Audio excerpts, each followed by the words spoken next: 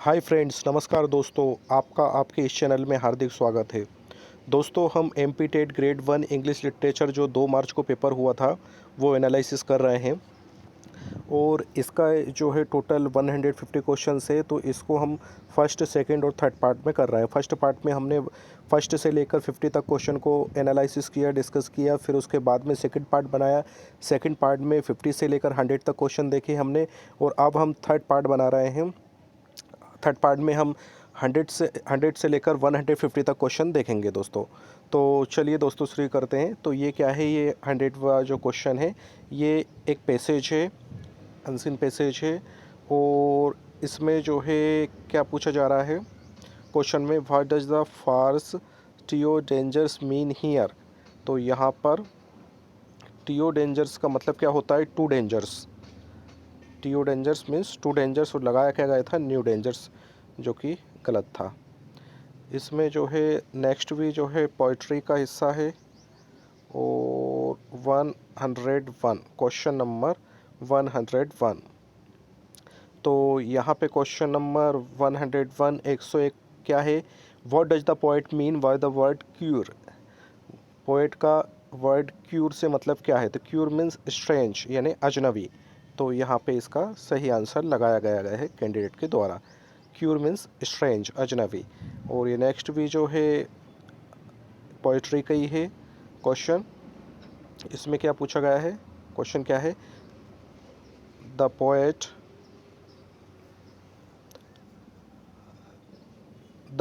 couldn't stop to enjoy the beauty of the scene because, मतलब जो poet था वो थोड़ी देर ठहर कर जो नज़ारा था, जो सीनरी थी, उस ब्यूटी को, नेचर की ब्यूटी को एंजॉय नहीं कर सका। क्यों नहीं कर सका, बिकॉज ही वाज इन अ हरी, क्योंकि वो जल्दी में था, इसलिए नहीं कर पाया। नेक्स्ट क्या है, नेक्स्ट भी एक पोइट्री का ही वो है पैसेज। फिर यहाँ पर उस पोएम से क्या पूछा गया question, what is the season described in the poem. तो इसमें क्या है, विंटर, विंटर सीजन डिस्क्राइब किया गया है, जो कि एकदम सही आंसर लगाया गया है कैंडिडेट द्वारा। विंटर, हाँ विंटर, विंटर सीजन किया गया है। तो यहाँ पर विंटर सीजन को डिस्क्राइब किया गया है इस पोएम में, जो कि एकदम सही आंसर लगाया गया था। नेक्स्ट पैसेज का 104 क्वेश्चन क्या है, the darkest evening of the year, साल की सबसे अंधेरी शाम, he gives his harness bells a shake to ask if there is no mistake, the only other sounds the sweep of edgy wind and downy flake. The woods are lovely, dark and deep, but I have promised to keep, and meals to go before I sleep, and meals to go before I sleep. तो यहाँ पे क्या पूछा जा रहा है, what does the word promises refer to. तो यहाँ पे प्रोमिसेस किस किस को रेफ़र कर रहा है, duties and responsibilities which the speaker has towards himself and other. जो स्पीकर से, जो पोइट से, उसकी जो ड्यूटीज़ है, उसकी जो जिम्मेदारियाँ हैं, उसके प्रति, अन्य के प्रति उसकी जो जिम्मेदारियाँ हैं, वो यहाँ पर बताई गई है। 100 क्वेश्चन जो कि कैंडिडेट द्वारा एकदम सही आंसर टिक किया गया था एग्जाम में। 150 देखते हैं, what is the core theme of the poem. इस पोएम की कोर थीम क्या है, the pull alone in the nature against the pull of responsibility. पूरी जिम्मेदारियों के होते हुए भी नेचर की सुंदरता के प्रति अपने आप को पुल करना। तो यहाँ पे ये एकदम सही आंसर है और एक सही आंसर लगाया गया था। अब नेक्स्ट क्वेश्चन देखते हैं,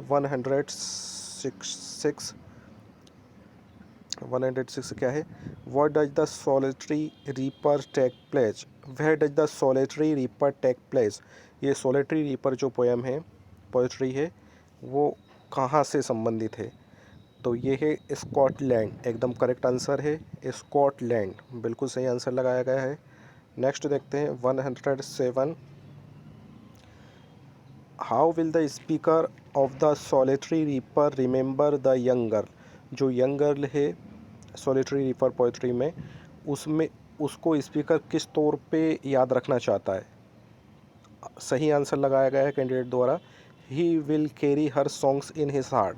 वो उसके जो मधुर सॉन्ग्स है उसको अपने हृदय में संभाल कर रखेगा। तो ये नेक्स्ट भी 108 क्वेश्चन देख रहे हैं हम। What is the rare about the solitary reaper, एक अजीब बात क्या है सॉलिटरी रीपर के बारे में। तो सही आंसर इसमें क्या है, it doesn't come from Wordsworth own experience. ये वर्ड्सवर्थ के ओन एक्सपीरियंस, खुद के एक्सपीरियंस से संबंधित नहीं है। और लगाया क्या गया था यहाँ पर, it has a drastic rhyme scheme that Wordsworth used for first time. Next passage का क्या है, 109 क्वेश्चन नेक्स्ट पैसेज का। इसमें क्या है, अमंग द फर्दर हर्वेडीज। तो यहाँ पे सही आंसर क्या है, the most remote group of Iceland, Iceland का दूरस्थ स्थित ग्रुप, ये सही आंसर है। और यहाँ पे टिक क्या किया गया था, the most remote village of reapers, तो ये गलत हो गया। नेक्स्ट देखते हैं, नेक्स्ट भी पैसेज ही है 110 question. I listen motionless and still. तो इसका सही आंसर क्या है, the rich melodious voice of the singer holds him spell bound. तो ये सही आंसर टिक किया गया है। क्या है ये, आई लिसन, मैंने सुना, मोशनलेस एंड स्टिल, बिल्कुल एकदम स्थिर होकर, गतिहीन होकर मैंने उसे सुना। क्या सुना, the rich melodious voice of the singer holds him spellbound, मधुर ध्वनि सिंगर की जो कि उसे आकर्षित कर रही थी, उसको बांध रही थी। ये नेक्स्ट भी पैसेज ही है 111। According to the poet what is the mean by house, house का मतलब यहाँ पर पोएट के हिसाब से क्या है, ह्यूमन सोल, व्यक्ति की सोल, आत्मा, एकदम सही आंसर है। 112 क्वेश्चन देख रहे हैं हम। What should we first remove from our hearts, सबसे पहले हमें हमारे हृदय से क्या रिमूव करना चाहिए। दोस्तों ये पोइट्री है रविन्द्रनाथ टैगोर की, गीतांजलि, उसके क्वेश्चन है ये।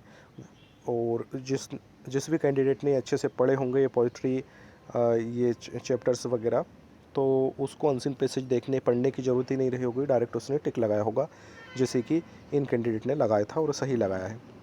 What should we first remove from our hearts, सबसे पहले हमें हमारे हृदय से क्या रिमूव करना चाहिए, द डार्कनेस ऑफ सीन, जो डार्कनेस रहता है, जो अपराधों का अंधेरा रहता है, उसको हमारे हृदय से रिमूव करना चाहिए।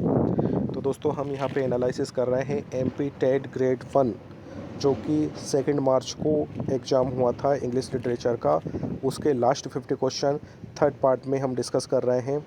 और मेरा एक छोटा सा निवेदन ये है कि यदि अभी तक आपने इस चैनल को सब्सक्राइब नहीं करा है तो प्लीज़ इस चैनल को अभी सब्सक्राइब कर लें, ताकि इसी तरह से स्टडी मटेरियल एनालिसिस आपकी प्रिपरेशन चलती रहे, होती रहे।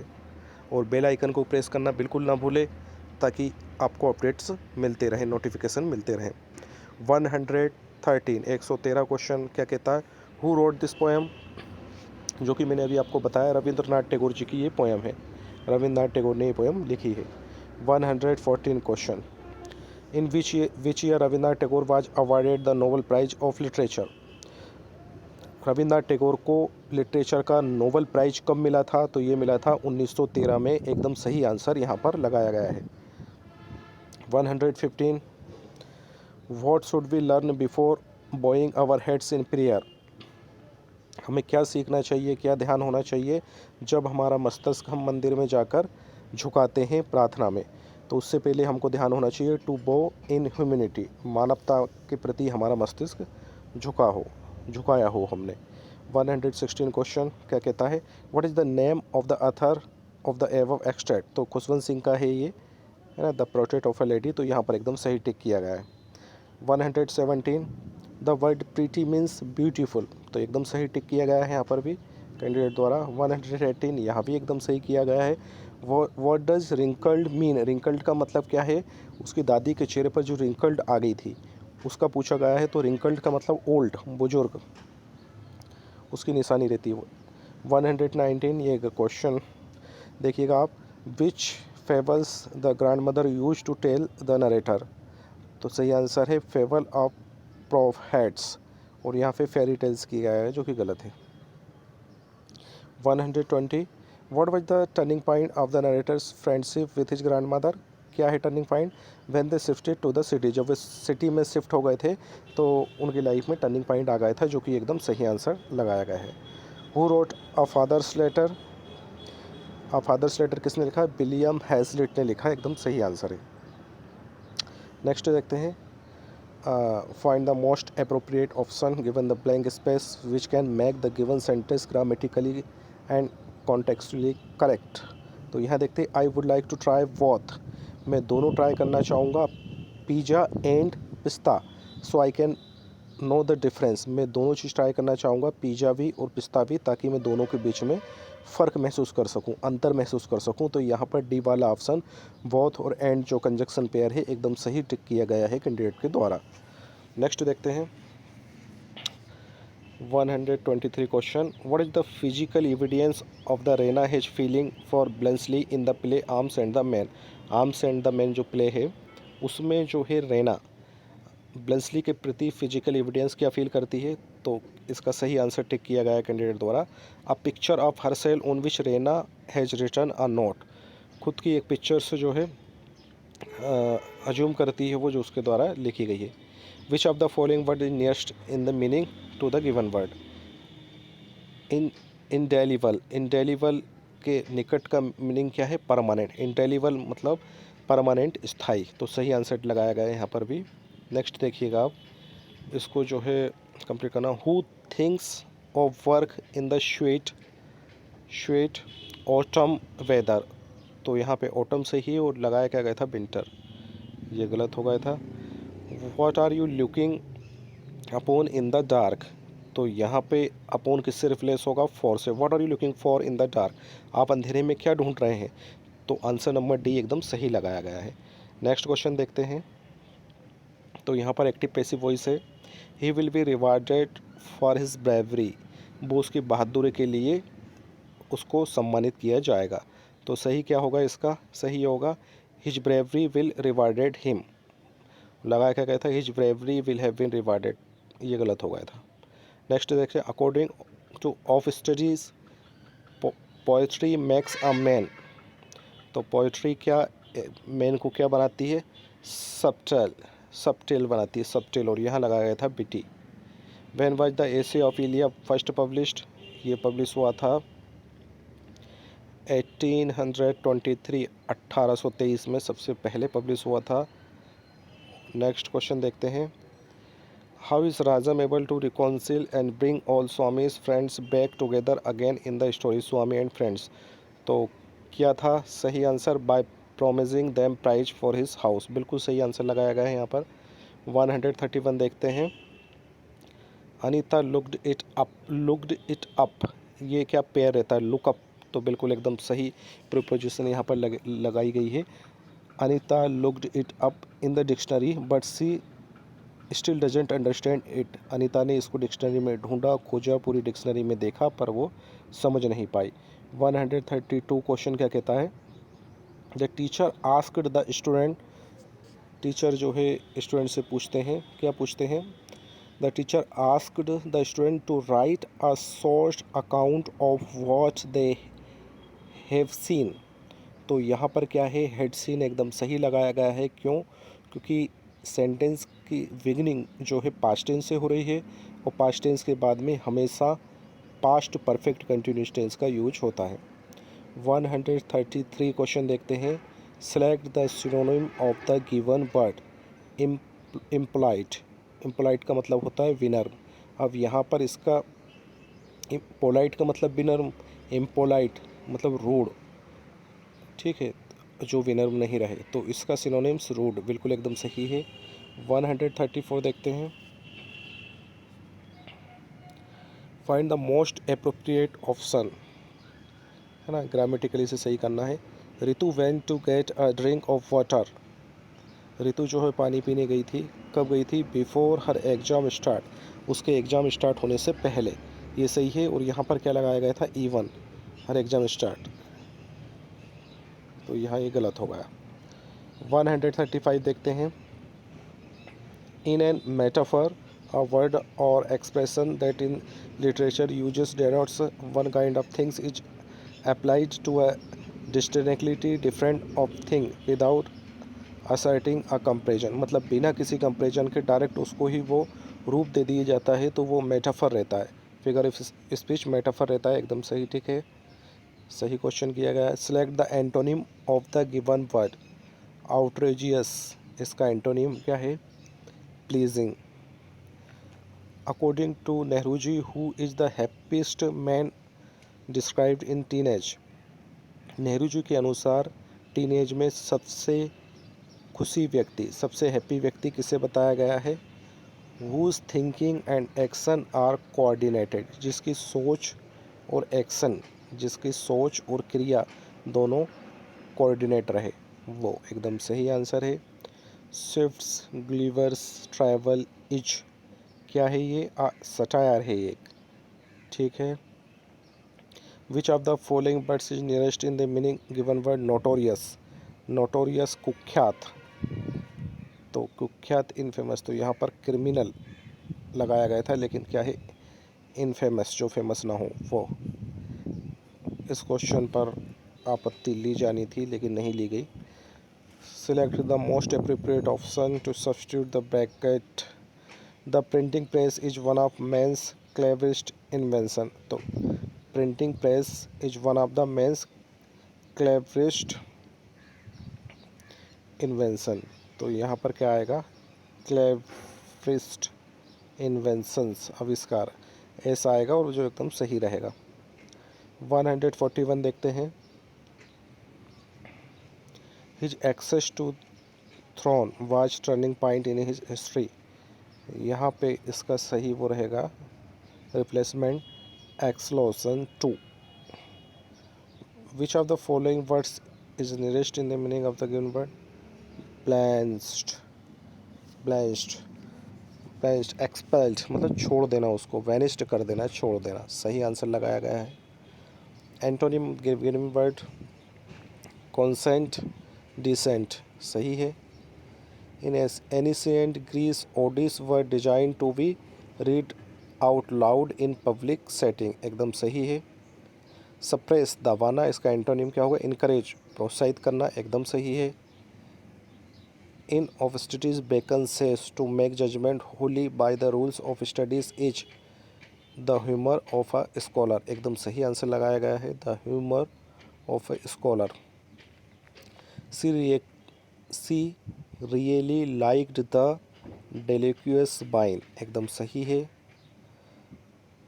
Fleecy puffs of cold sailing like proud swan in the azure lake, what figure of speech used here in this title of the poet and pauper? Simile, एकदम correct answer है। क्यों? क्योंकि like use हो रहा है ना sentence में, इसलिए। According to a father's letter, what are the good qualities that a son should have? Father's letter जो नोट से, उसके अकॉर्डिंग उसमें एक पिता के हिसाब से उसके लड़के की क्या क्वालिटी होना चाहिए? Good nature and good sense, अच्छा व्यवहार और अच्छा सेंस। सबसे लास्ट क्वेश्चन हम देखते हैं। In the novel Swami and friends, जो स्वामी और फ्रेंड्स नोवेल है, उसमें मनी, स्वामी क्लासमेट, जो मनी जो रहता है स्वामी का classmate, is known as the mighty good for nothing, mighty good for nothing. तो दोस्तों, ये हमने इस थर्ड पार्ट में 100 से लेकर 150 तक डिस्कस किए हैं, और इसी के साथ में ये इंग्लिश लिटरेचर ग्रेड 1 एमपी का एग्ज़ाम जो हुआ था 2 मार्च को, वो हमने पूरा एनालिसिस कर लिया है। और ये दोस्तों डायरेक्ट हमने लाइव किया है, डायरेक्ट वेब से इसको देखा है, वेब से इसको समझा है, और वेब से ही इसको एक्सप्लेन किया है। ये पीडीएफ स्क्रीनशॉट्स नहीं है, ये डायरेक्ट जो है वेब से ही क्वेश्चन आपको समझाया गया है, साइट से ही समझाया गया है। और मुझे उम्मीद है दोस्तों, आपको ये मेरा प्रयास बहुत ही अच्छा लगा होगा, और मैं चाहता हूँ कि मैं इसी तरह से जितना संभव हो सके आपके स्टडी में हेल्प करता रहूँ। तो इसके लिए दोस्तों, यदि अभी तक आपने इस चैनल को सब्सक्राइब नहीं करा है तो आप प्लीज़ इस चैनल को सब्सक्राइब कर लें, इस वीडियो को लाइक कर दें और अपने दोस्तों के साथ भी इस वीडियो को शेयर करना ना भूलें। तो दोस्तों मिलते हैं नेक्स्ट वीडियो में, तब तक के लिए भारत माता की जय। जय हिंद, वंदे मातरम।